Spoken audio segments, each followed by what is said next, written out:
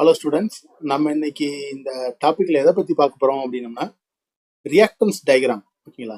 Power system அனாலிசிஸ்ன்ற சப்ஜெக்ட்ல reactance டயக்ராம்ன்றது பார்த்தீங்கன்னா first யூனிட்ல வந்து ரொம்ப ரொம்ப இம்பார்ட்டன்ட் டாபிக். அதை பற்றி இப்போ இந்த வீடியோவில் பார்க்க போகிறோம். ஆல்ரெடி நம்ம என்ன பண்ணியிருக்கோம் அப்படின்னம்னா பவர் சிஸ்டம் அனாலிசிஸில் ஒர்க்குடு ப்ராப்ளமோட வீடியோஸ் வந்து நிறையா நம்ம போட்டிருக்கோம். அதோட பிளேலிஸ்ட் வந்து இந்த வீடியோவோட டிஸ்கிரிப்ஷனில் நான் கொடுத்துருக்கேன். தேவைப்படுறவங்க நீங்கள் அதை வந்து பார்த்துக்கலாம். ஓகேங்களா? ஸோ இப்போ நம்ம என்ன பார்க்க போகிறோம் அப்படின்னம்னா ஒரு ப்ராப்ளம் தான் சால்வ் பண்ண போகிறோம். இதுதான் அந்த ப்ராப்ளம். இந்த ப்ராப்ளம் பார்த்தீங்க அப்படின்னம்னா நீங்கள் வந்து கிளாஸ்லேயுமே ஒர்க் பண்ணியிருக்க வாய்ப்பு இருக்குது. ஓகேங்களா? ஸோ என்ன டிஃப்ரெண்ட்டு இந்த ப்ராப்ளம், ஏன் நம்ம அதை இப்போ ஒர்க் அவுட் பண்ணுறோம்னா இது வந்து நிறையா வந்து யூனிவர்சிட்டியில் கேட்கறதுக்கான வாய்ப்பு இருக்குது. என்ன மற்ற ப்ராப்ளத்துக்கு இதுக்கு டிஃப்ரெண்ட்டுன்னு பார்த்தீங்க அப்படின்னம்னா இது வரைக்கும் நீங்கள் சால்வ் பண்ண ப்ராப்ளம்ல என்ன பண்ணியிருப்பாங்கன்னா பேஸ் வேல்யூ கொடுத்துருப்பாங்க. அந்த பேஸ் எம்பிஏ பேஸ் கேவிஏ கொடுத்துருப்பாங்க. அது எல்லாமே பார்த்தீங்க அப்படின்னம்னா இந்த ஜென்ரேட்டர் சர்க்கியூட்ல உங்களுக்கு கொடுத்துருப்பாங்க. ஓகேங்களா? வேணா அந்த ப்ராப்ளம் நீங்க எடுத்து பாருங்க, உங்களுக்கே தெரியும். Draw the reactance diagram, choose a base of ஒரு வேல்யூ கொடுத்துட்டு இன்ன ஜென்ரேட்டர் சர்க்கியூட்டும் கொடுத்துருப்பாங்க. பட் ஆனால் இங்க என்னன்னு பார்த்தீங்க அப்படின்னம்னா இது கிலோ ஓம் கிடையாது, வெறும் ஓம் தான். ஓகேங்களா? ஸோ இன்ன 50 ஓம் லைன் அப்படின்னு சொல்லி கொடுத்துருக்காங்க. அப்படின்னா என்னன்னு பார்த்தீங்க அப்படின்னம்னா இந்த 50 ஓம் லைனுக்கு தான் அவங்க என்ன பண்ணியிருக்காங்க அப்படின்னம்னா அந்த ரியாக்டன்ஸ் வேல்யூ வந்து கொடுத்துருக்காங்க. ஸோ நம்ம இந்த ப்ராப்ளத்தை எப்படி நம்ம அப்ரோச் பண்ண போறோம் அப்படின்றத நம்ம பார்க்க போறோம். ஓகேங்களா? ஸோ ஃபர்ஸ்ட் ஆஃப் ஆல் நம்ம என்ன பண்ணிக்கிறோம் அப்படின்னா கிவன் டேட்டாலாம் எடுத்து எழுதிக்கிறோம். இப்போ டிரான்ஸ்ஃபார்மர் அப்படின்னு பார்த்தீங்க அப்படின்னம்னா அந்த டிரான்ஸ்ஃபார்மருக்கு வந்து 2 கேவியை கொடுத்துருப்பாங்க. ஓகேங்களா? ஸோ 33/220 அது எது பிரைமரி எது செகண்டரின்னு சொல்லிட்டு நம்ம தான் வந்து கரெக்டாக பார்த்து நோட் பண்ணிக்கிடணும். சில ப்ராப்ளத்தில் வந்து மாற்றி கூட கொடுப்பாங்க. ஸோ அதை எப்படி நான் சொல்லிடுறேன், கவனிச்சுக்கோங்க. இப்போ ஃபர்ஸ்ட் ஏன்னா ஜென்ரேட்டருக்கு வந்து 25 கொடுத்துருக்காங்க. ஓகேங்களா? ஸோ இந்த டயக்ராம்ல பாருங்க, நம்ம ஜென்ரேட்டருக்கு மேல 25 போட்டோம். ஓகேங்களா? நெக்ஸ்ட் இப்போ பாத்தீங்க அப்படின்னம்னா இந்த ஜென்ரேட்டர் பாத்தீங்க அப்படின்னம்னா நேரம் எங்க போய் கனெக்ட் ஆகுதுன்னா டிரான்ஸ்ஃபார்மர் 1ல கனெக்ட் ஆகுது. ஓகேங்களா? ஸோ இது வந்து 25 அப்படின்னம்னா இது கனெக்ட் ஆகிற இடம் பாத்தீங்க அப்படின்னா நியர்லி 25 தான் இருக்கணும். ஓகேங்களா? ஸோ அப்படின்னா டிரான்ஸ்ஃபார்மர் 1ல பாக்குறோம் 33/220 இருக்கு. அப்படின்னா 25க்கு நியரஸ்ட் என்னன்னு பாத்தீங்கன்னா 33 தான். ஸோ அப்படின்னா அந்த பக்கம் என்ன வரணும் பாத்தீங்கன்னா 33 தான் வரணும். Other side of the transformer வந்து 220. ஓகேங்களா? ஸோ உங்களுக்கு புரிஞ்சிருக்கும்னு நினைக்கிறேன். நெக்ஸ்ட் பாத்தீங்கன்னா இன்னொரு டிரான்ஸ்ஃபார்மர் 11/220. ஓகேங்களா? இந்த டிரான்ஸ்ஃபார்மரோட இன்னொரு எண்டு பாத்தீங்கன்னா எங்க போய் கனெக்ட் ஆயிருக்குன்னு பாத்தீங்க அப்படின்னா மோட்டார்ல கனெக்ட் ஆயிருக்கு. அந்த மோட்டாரோட ரேட்டிங் பார்த்தீங்கன்னா 11 kV. ஓகேங்களா? அப்படின்னா இப்போ உங்களுக்கே தெரிஞ்சிருக்கும். ஸோ இந்த இடத்துல வந்து என்ன வரணும் அப்படின்னம்னா 11 kV வரணும். ஓகேங்களா? ஸோ டிரான்ஸ்ஃபார்மரோட இன்னொரு எண்ட்ல பாத்தீங்க அப்படின்னா 220 வரணும். ஓகேங்களா? ஸோ இப்படிதான் நீங்க வந்து பிரிச்சு எடுத்துக்கணும். சில ப்ராப்ளம்ல அவங்க மாற்றி கூட கொடுக்கறதுக்கு வாய்ப்பு நிறைய இருக்கு. நம்ம தான் என்ன பண்ணிக்கணும், கரெக்டா எடுத்துக்கணும். ஓகேங்களா? ஸோ இப்போ நம்ம ப்ராப்ளம் வந்து சால்வ் பண்ண ஆரம்பிக்க போறோம். ஸோ கவனிங்க, ஃபர்ஸ்ட் ஸ்டெப் என்ன பண்ணிக்கோங்க அப்படின்னா எப்பவுமே பேஸ் எம்பிஏ பேஸ் கேவிஏ நம்ம என்ன பண்ணிடணும் அப்படின்னா எடுத்து எழுதிடணும். இந்த ப்ராப்ளம்ல பாத்தீங்க அப்படின்னம்னா உங்களுக்கு இங்கேயே கொடுத்துருக்காங்க. பேஸ் எம்பிஏ வந்து 100, பேஸ் கேவிஏ வந்து 220 கொடுத்துருக்காங்க. ஸோ நம்ம என்ன பண்ணிட்டோம் அப்படின்னா அதை வந்து இங்க நோட் பண்ணிட்டோம். நெக்ஸ்ட் பாத்தீங்க அப்படின்னம்னா டிரான்ஸ்மிஷன் லைன் வந்து நம்ம வந்து சூஸ் பண்ணிக்கிறோம். ஏன் நம்ம டிரான்ஸ்மிஷன் லைனை ஃபர்ஸ்ட் செய்யறோம்? இதுக்கு முன்னாடி சால்வ் பண்ண ப்ராப்ளம் எல்லாமே ஜென்ரேட்டர் தான் எடுத்தோம். இப்போ ஏன் டிரான்ஸ்மிஷன் லைன் எடுக்கிறோம் அப்படின்னா அதை நான் முதலே சொல்லியிருந்தேன். சூஸ் ஏ பேஸ் சொல்லிட்டு அவங்க எதை கொடுத்துருக்காங்கன்னா அந்த 50 ஓம் லைன் தான் கொடுத்துருக்காங்க. அப்படின்னா நீங்க ப்ராப்ளம் எங்க இருந்து ஸ்டார்ட் பண்ணணும் அப்படின்னம்னா கண்டிப்பா அவங்க எங்க பேஸ் வேல்யூ கொடுத்துருக்காங்களோ அங்க இருந்தா நீங்க ப்ராப்ளம் ஸ்டார்ட் பண்ணணும். வேற இடத்துல இருந்து சால்வ் பண்ணீங்க அப்படின்னா உங்களுக்கு வந்து மார்க் போட மாட்டாங்க. ஓகேங்களா? ஸோ கவனிங்க, நெக்ஸ்ட் பாத்தீங்க அப்படின்னம்னா நம்ம வந்து டிரான்ஸ்மிஷன் லைன் வந்து எடுத்துட்டோம். இதுதான் நம்மளோட ப்ராப்ளம்ல கொடுத்துருக்க டயக்ராம். ஸோ அதை நம்ம இங்க கொண்டு வந்து போட்டாச்சு. இங்க இந்த 50 ஓம் லைன் இருக்கு. இங்க இருந்தா நம்மளுக்கு என்ன சொல்லியிருக்காங்க அப்படின்னா இந்த ப்ராப்ளம் வந்து நீங்க வந்து சால்வ் பண்ணணும் அப்படின்னு சொல்லி கொடுத்துருக்காங்க. ஸோ நம்ம அதை எடுத்துட்டோம். இஜெட் ஆக்சுவல் எப்படி 15 போட்டிருக்கோம்னா இங்க ப்ராப்ளம்லேயே கொடுத்துருக்காங்க. ஓகேங்களா? அதோட இம்பிடன்ஸ் வேல்யூ வந்து 50 ஓம்னு கொடுத்துருக்காங்க. ஸோ இஜெட் ஆக்சுவல் எழுதிட்டோம்.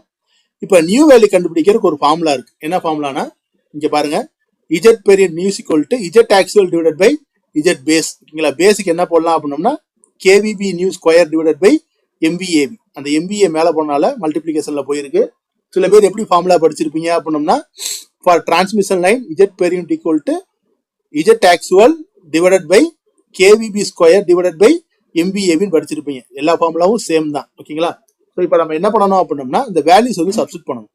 இந்த இஜெட் ஆக்சுவல்ன்ற இடத்துல என்ன சப்ஸ்டிட் பண்ணணும் அப்படின்னம்னா அவங்க எந்த வேல்யூ கொடுத்துருக்காங்களோ அந்த லைனோட இம்பிடன்ஸ் என்னவோ அதை தூக்கி என்ன பண்ணிருங்க, சப்ஸ்டிட் பண்ணிருங்க. அந்த கேவிபி நியூ ஸ்கொயர்ன்றது நம்ம மேலே எழுதியிருக்கோம். கேவிபி என்ன போட்டிருக்கோம் 220. அப்படின்னா 220 ஸ்கொயர்.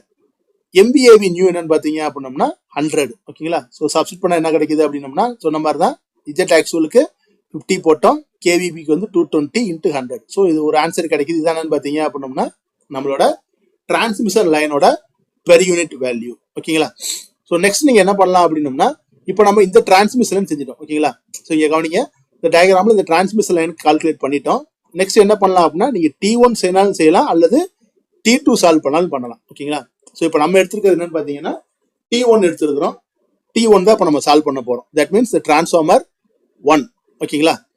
ஸோ இந்த டிரான்ஸ்ஃபார்மர் 1க்கு இப்போ பேஸ் என்ன பண்றோம் அப்படின்னா கேவி ஓல்டு. ஓகேங்களா? இப்போ பழசு என்ன கேவி இருந்தது நம்ம இங்க செய்யும் போது, இந்த டிரான்ஸ்மிஷன் லைன் செய்யும் போது, அதாவது இந்த டிரான்ஸ்ஃபார்மருக்கு முந்தின ஸ்டெப் செய்யும் போது நீங்க அந்த கேவியில என்ன சப்ஸ்டிட் பண்ணீங்களோ அதானது கேவி ஓல்டு. ஓகேங்களா? ஸோ 220 தான் இருந்தது. ஓகேங்களா? ஸோ இப்போ ஒரு ட்விஸ்ட் இருக்கு, நல்லா கவனிங்க. டிரான்ஸ்ஃபார்மர் வரும்போது அந்த பிரச்சனைகள் வரும். இங்கதான் நிறைய பேர் தப்பு விடுவீங்க. என்னன்னு பாத்துக்கிட்டீங்க அப்படின்னம்னா வந்துட்டு நான் வந்து நியூ வேல்யூ கேவி நியூ மறுபடியும் நான் கண்டுபிடிக்கிறேன்.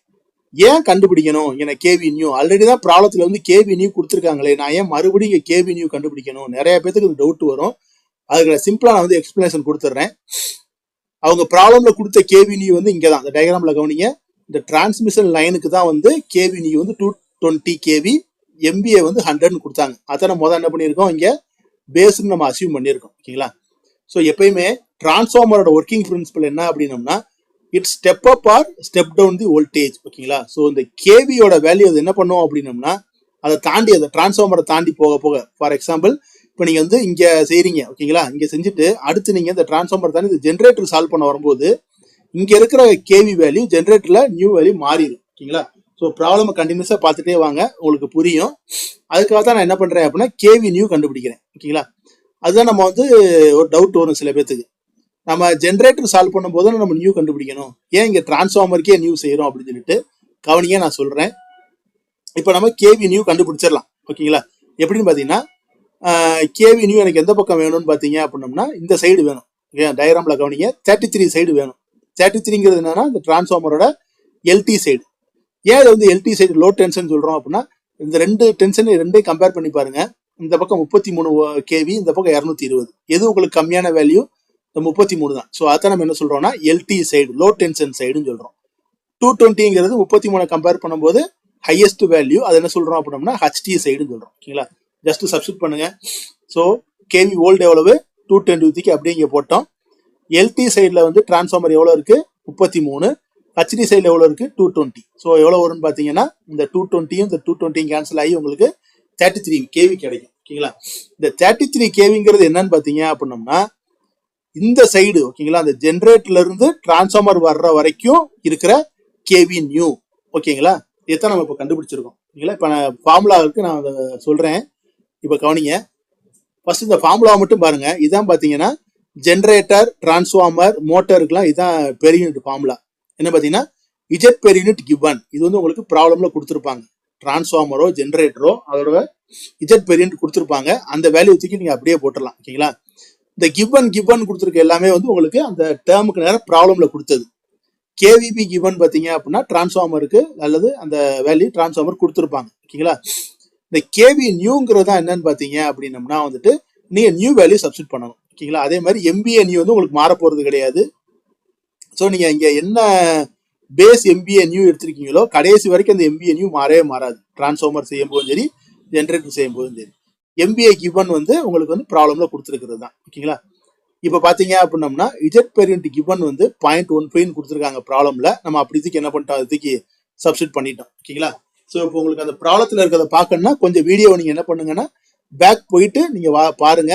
அப்படி இல்லைன்னா ஒரு வேல்யூஸையும் பக்கத்துல நீங்க நோட்ல எழுதி வச்சுக்கிட்டீங்கன்னா உங்களுக்கு வந்து அதை சப்ஸ்டிட் பண்றதுக்கு ஈஸியா இருக்கும். ஓகேங்களா? இந்த இஜெட் பெர் யூனிட் கிவன் எங்க இருந்து எடுத்துட்டு வந்திருக்கேன் அப்படின்னா ப்ராப்ளத்துல இருந்து எடுத்துட்டு வந்திருக்கேன். கேவி கிவன் பாத்தீங்க அப்படின்னம்னா இதை வச்சுதான் இந்த நியூ வேல்யூ வந்து மாறும். ஓகேங்களா? இப்ப ஜென்ரேட்டருக்குன்னு பாத்தீங்க அப்படின்னம்னா ஒரே ஒரு கேவி தான் இருக்கு, 25. ஆனா டிரான்ஸ்ஃபார்மர் எடுக்கும்போது பாத்தீங்கன்னா டயக்ராம்ல பாருங்க 33 இருக்கு, 220 இருக்கு. நான் என்ன பண்ணலாம், அந்த கிவன்ல 33 போடலாம், நான் 220 போடலாம். அது என்னோட ஆப்ஷன் தான். ஓகேங்களா? இப்ப நான் வந்து இந்த இடத்துல 33 போடுறேன் அப்படின்னம்னா எனக்கு என்ன வேணும் அப்படின்னம்னா அந்த 33 இருக்கிற பக்கத்துல இருக்கிற கேவி நியூ வேணும். ஓகேங்களா? ஸோ இன்னொருக்க சொல்றேன், நான் கிவன்ல 33 போடுறேன் அப்படின்னா எனக்கு இந்த 33 சைடு ஓகேங்களா. இந்த 33 சைடுல எனக்கு என்ன நியூ வேல்யூ இருக்கோ அந்த நியூ வேல்யூ தான் நான் போடணும். ஓகேங்களா. இப்போ அதுக்காகத்தான் நான் என்ன பண்ணேன் அப்படின்னா இங்கனுக்குள்ள வந்து கண்டுபிடிச்சதுக்கான காரணம். இல்ல சார் நான் வந்து இந்த 220 நான் கிவன் போட்டுக்கிறேன் அப்படின்னா நீங்க என்ன பண்ணணும்னா இந்த கேவிபி கிவன்ற இடத்துல இந்த இடத்துல நீங்க 220 போட்டுட்டு டிவைடட் பை இந்த பக்கம் இருக்கிற நியூ வேல்யூவை நீங்க போட்டுக்கலாம். புதுசா கண்டுபிடிக்கணும்னு அவசியம் கிடையாது. ஓகேங்களா. ஸோ நீங்க எந்த வேல்யூ கிவன்ல சூஸ் பண்றீங்களோ அதுக்கு தக்கனதான் நீங்க என்ன பண்ண வேண்டியிருக்கும், இந்த நியூ வேல்யூ வந்து ஃபார்முலேட் பண்ற மாதிரி இருக்கும். ஓகேங்களா. இது எப்படி ரொம்ப கன்ஃபியூஸா இருக்கு, சிம்பிள் ட்ரிப் இருக்கு, டிக்ஸ் இருக்கான்னு கேட்டீங்கன்னா என்ன ட்ரிக்ஸ்ன்னு பாத்தீங்கன்னா நீங்க கிவன் 33 போட்டீங்க அப்படின்னா நியூ பாத்தீங்க அப்படின்னம்னா அதுக்கு நியரஸ்ட் வேல்யூ தான் நியூல வரும். ஓகேங்களா. நீங்க இந்த ப்ராப்ளம் சால்வ் பண்ணும்போதே நீங்க வந்து தெரிஞ்சுக்கலாம். இப்போ நீங்க இங்க 220 போட்டுட்டு இங்க 33 போட்டீங்கன்னா தப்பு. அது நீங்க பார்க்கும்போது உங்களுக்கு தெரிஞ்சிடும். ஏன்னா 220ங்கிறது வந்து பாத்தீங்க அப்படின்னம்னா ரொம்ப அதிகமான வேல்யூ, டிவைடட் பை 33ங்கிறது ரொம்ப ரொம்ப கம்மியான வேல்யூ. இது வர்றதுக்கான வாய்ப்பே நம்மளுக்கு கிடையாது. இல்ல அதே மாதிரி இப்ப மேல வந்து நான் வந்து 33 போட்டுட்டு கீழே 220 என்னால போட முடியாது. அதுவும் தப்பு. அப்படின்னா இங்க நீங்க 33 போட்டீங்கன்னா கீழே உண்டான நியரஸ்ட் வேல்யூ தான் வரும். ஓகேங்களா. ஸோ இந்த நியூ வேல்யூ நான் போட்டேன். திரும்பி நான் அவருக்கு சொல்றேன், நீங்க கிவன்ல 220 போடுறீங்க அப்படின்னம்னா இங்க நியூ வேல்யூ என்ன போட்டுக்கலாம் அப்படின்னம்னா இந்த டிரான்ஸ்ஃபார்மர் இந்த இடத்துல என்ன நியூ வேல்யூ இருக்கோ அதை போட்டுக்கலாம். அது என்ன இருக்குன்னா 220 தான் இருக்கு, அதை நீங்க 220 போடலாம். இல்ல நான் கிவன் 33 போட போறேன் அப்படின்னம்னா அந்த 33 சைடு என்ன நியூவோ அதுதான் போடணும். ஓகேங்களா. ஸோ 33 சைட்ல இருக்கிற நியூ எங்க இருக்கு அப்படின்னம்னா நான் இங்க கண்டுபிடிச்சிருக்கேன். ஏன்னா டிரான்ஸ்ஃபார்மர் என்ன பண்ணிடும், இங்க இருக்கிற கேவிஏவை இங்கிட்டு போகும்போது மாத்தி விட்டுரும். மாத்தி விட்டாதான் எவ்வளவு இங்க 33. அந்த 33 நான் இங்க போட்டேன். ஓகேங்களா. ஸோ எம்பிஏ நியூ எங்க இருந்து எடுத்திருக்கோம்னு பாத்தீங்கன்னா இங்க இருந்து எடுத்திருக்கோம். ஃபார்முலால கொடுத்த பேஸ் வேல்யூ தான் மாறாது. எம்பிஏ கிவனுங்கிறது வந்து 40 உங்களுக்கு ப்ராப்ளத்துல கொடுத்தது. இதை சப்ஸ்டிட் பண்ண ஆன்சர் என்ன வருது, இந்த மாதிரி வருது. ஓகேங்களா. எப்பயுமே பாத்தீங்கன்னா பெர் யூனிட் வேல்யூ வந்து 1 விட கம்மியா தான் இருக்கும். அதோட அதிகமா போச்சுன்னா நீங்க செய்யற ப்ராப்ளம் வந்து தப்புன்னு அர்த்தம். இல்ல எங்க தப்பு பண்ணிருப்பீங்கன்னா இந்த நியூ வேல்யூ போற இடத்துல தப்பு பண்ணுவீங்க. 90% ஸ்டூடெண்ட்ஸ் இந்த ப்ராப்ளம் தப்பா செய்யறாங்கன்னா அதுக்கு காரணம் என்ன அப்படின்னம்னா இந்த டிரான்ஸ்ஃபார்மருக்கு கிவன் நியூ தப்பா போட்டுருவாங்க. ஓகேங்களா. ஸோ 2 ப்ராப்ளம் ஒர்க் அவுட் பண்ணி படிச்சு பாருங்க, உங்களுக்கே புரியும். ஸோ நெக்ஸ்ட் நான் என்ன பண்ண போறேன் அப்படின்னம்னா ஜென்ரேட்டர். ஓகேங்களா. நான் என்ன பண்ணிட்டேன் அப்படின்னம்னா இந்த டிரான்ஸ்மிஷன் லைனை முடிச்சுட்டேன், இந்த டிரான்ஸ்ஃபார்மரையும் நான் என்ன பண்ணிட்டேன் கம்ப்ளீட் பண்ணிட்டேன். நெக்ஸ்ட் நான் எங்க போறேன், இந்த ஜென்ரேட்டருக்கு போறேன். ஓகேங்களா. ஸோ ஜென்ரேட்டரோட ஃபார்முலா எழுதியாச்சு. ஓகேங்களா. இஜெட் பெர் யூனிட் கிவன் என்ன பாத்தீங்கன்னா ப்ராப்ளம்ல இருக்கும், எழுதிக்கோங்க. கேவிபி கிவன் பாத்தீங்க அப்படின்னம்னா இந்த இருக்கு எவ்வளவு இருக்கு 25. அந்த 25 தூக்கி நம்ம இங்க போட்டோம்.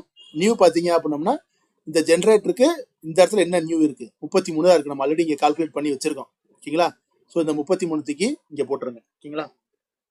இன்ட்டு மற்ற எல்லா வேலையும் அப்படியே எடுத்து போட்டுருங்க. உங்களுக்கு வந்து 100ங்கிறது மாற போறது கிடையாது, அப்படியே போட்டலாம். எம்பிஏ கிவன் வந்து 40. ஓகேங்களா. முடிஞ்சு. இப்ப இன்னொரு இது குழப்பறேன்னு நினைக்காதீங்க, தெளிவுபடுத்துறதுக்காக தான் நான் மறுபடியும் சொல்றேன். இப்ப நீங்க இந்த இடத்துல வந்து கவனிங்க, இந்த இடத்துல நீங்க 220 போட்டீங்க, கேவிஏ கிவன்ல வந்து நீங்க 220 போட்டீங்க அப்படின்னம்னா கீழே என்ன பண்ணிருப்பீங்க, இங்க இருக்கிற 220 அப்படியே போட்டிருப்பீங்க. இந்த ஸ்டெப் நீங்க கண்டுபிடிச்சிருக்கவே மாட்டீங்க. ஓகேங்களா. ஸோ இந்த ஸ்டெப் நீங்க கண்டுபிடிச்சிருக்க மாட்டீங்க. ஆனா இந்த ஜென்ரேட்டர் செய்யும் போது உங்களுக்கு என்ன ஆகும், இங்க 220. ஸோ இந்த ஜென்ரேட்டர் எங்க இருக்கு, டிரான்ஸ்ஃபார்மரை தாண்டி இந்த பக்கம் தான் இருக்கு. அப்படிங்கும் போது இந்த இடத்துல நீங்க என்ன பண்ற மாதிரி வரும், ஜென்ரேட்டர் 1க்கு இந்த வேல்யூ நீங்க சால்வ் பண்ற மாதிரி தான் இருக்கும். ஓகேங்களா. ஸோ சால்வ் பண்ணி நீங்க என்ன பண்ணணும், 33 கண்டுபிடிச்சு போடணும். நெக்ஸ்ட் பாத்தீங்கன்னா டிரான்ஸ்ஃபார்மர் 2. ஓகேங்களா. என்ன பண்ணிட்டோம், இங்க 50 Ω முடிச்சிட்டோம், இங்க டிரான்ஸ்ஃபார்மர் 1 முடிச்சிட்டோம், ஜென்ரேட்டர் முடிச்சிட்டோம். அடுத்து என்ன இருக்கு, நம்மளோட டிரான்ஸ்ஃபார்மர் 2 போறோம். ஓகேங்களா. சேம் ஃபார்முலா என்ன பண்றேன், கேவிபி ஓல்டு மறுபடியும் என்ன பண்றேன் 220 கொண்டு வரேன். ஏன்னு பாத்தீங்கன்னா லாஸ்ட் ஸ்டெப்ல எனக்கு என்ன இருக்கு 33 இருக்கு. ஓகேங்களா. 33 இங்க கொண்டு வரக்கூடாது. நான் இங்க சொன்னேன், என்ன சொன்னேன், 220 எங்க இருந்து எடுக்கணும்னா லாஸ்ட் ஸ்டெப்ல என்ன இருக்கோ அதை எடுத்துக்கோங்கன்னு சொன்னேன். பட் நம்ம ப்ராப்ளம் இங்க இருந்தா ஸ்டார்ட் பண்ணோம், இங்கிட்டு போயிட்டு நம்ம மறுபடியும் என்ன பண்ணிருக்கோம், இந்த பக்கம் வந்திருக்கோம். ஓகேங்களா. ஸோ இந்த டிரான்ஸ்ஃபார்மர் 2 செய்யும் போது பேஸ் வேல்யூ என்னதுதான் நம்மளுக்கு இங்க இந்த 220 தான், அதுதான் நம்ம இங்க போட்டிருக்கோம். ஓகேங்களா. ஸோ இதுதான் நம்ம வந்து நோட் பண்ணக்கூடிய விஷயங்கள் இந்த ப்ராப்ளத்தை பொறுத்த வரைக்கும். 220.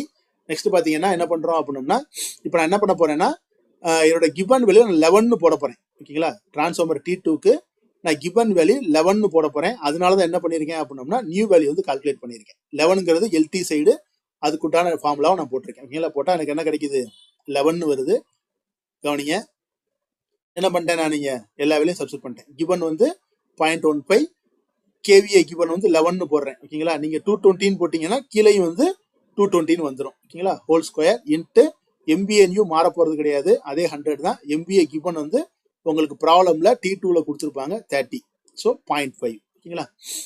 ஸோ நெக்ஸ்ட் என்னன்னு பாத்தீங்கன்னா கடைசி டாபிக் என்னன்னு பாத்தீங்கன்னா நம்ம சிங்க்ரோனஸ் மோட்டாருக்கு வர்றோம் இப்போ நம்ம. ஓகேங்களா.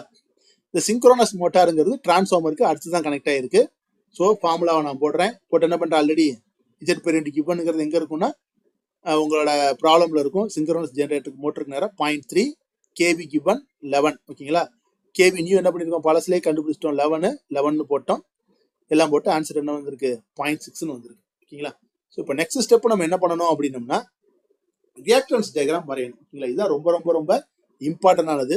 எப்படி வரையணும் அப்படின்னம்னா இந்த ப்ராப்ளத்தில் கொடுத்ததை அப்படியே நம்ம இப்போ என்ன பண்ணிட்டோம், எல்லாத்தையுமே பெர் யூனிட்டா மாத்திட்டோம். இந்த இதுக்கு நம்ம வந்து ரியாக்டன்ஸ் டயக்ராம் வந்து இப்போ வரையணும். எப்படி வரையணும் அப்படின்னா ஃபர்ஸ்ட் நான் என்ன பண்றேன், இந்த ஜென்ரேட்டருக்கு என்ன பண்றேன், ரியாக்டன்ஸ் டயக்ராம் வரையணும். கவனிங்க, ஜென்ரேட்டருக்கு எப்படி வரையணும் அப்படின்னா இப்படி தான் வரையணும் ரியாக்டன்ஸ் டயக்ராம். என்ன பண்ணணும்னா ஜென்ரேட்டரோட இம்பிடன்ஸ், அதோட வோல்டேஜ் சோர்ஸ். இந்த இம்பிடன்ஸ் எங்க இருந்து வந்துச்சு அப்படின்னம்னா நீங்க பெர் யூனிட் கால்குலேட் பண்ணிருப்பீங்க. ஒரு டேர்முக்கு என்ன பண்ணிருப்பீங்கன்னா பெர் யூனிட் கால்குலேட் பண்ணிருப்பீங்க. அந்த பெர் யூனிட் தான் என்னது, இந்த இம்பிடன்ஸ் வேல்யூ. ஓகேங்களா, நெக்ஸ்ட் ஜென்ரேட்டருக்கு அடுத்து என்ன இருக்குன்னா டிரான்ஸ்ஃபார்மர் 1 இருக்கு.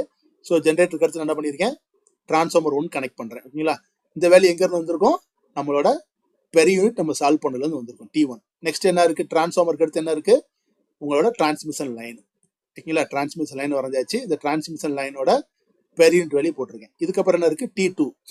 T2ஓட வேல்யூ என்னது, 0.5. இந்த கண்டுபிடிச்சிருக்கோம் T2. ஓகே, அளவு 0.5. அந்த 0.5 தான் என்ன பண்ணியிருக்கேன், நான் இங்க போட்டிருக்கேன். Next motor. ஓகேங்களா, இந்த மோட்டார் இப்படி தான் வரைஞ்சிருக்கோம். ஜென்ரேட்டர் மோட்டரும் கிட்டத்தட்ட ஒன்று போல தான் இருக்கும். இந்த இஜி போட்டிருக்கோம், இங்கே என்ன போட்டிருக்கோம், இஎம்னு போடுறோம். மோட்டரோட வேல்யூ வந்து 0.6. அந்த 0.6 தான் என்ன பண்ணியிருக்கோம், இங்கே கொடுத்துருக்கோம். ஓகேங்களா, ஸோ நெக்ஸ்ட் என்ன பண்ணிடணும் அப்படின்னா ரெஃபரன்ஸை வந்து சேர்த்து விட்டுறோம். ஓகேங்களா, ஸோ இதான் பார்த்தீங்க அப்படின்னோம்னா உங்களோட reactance diagram for the given problem. ஓகேங்களா, ஸோ உங்களுக்கு இந்த ப்ராப்ளம் வந்து புரிஞ்சிருக்கும்னு நம்புறேன்.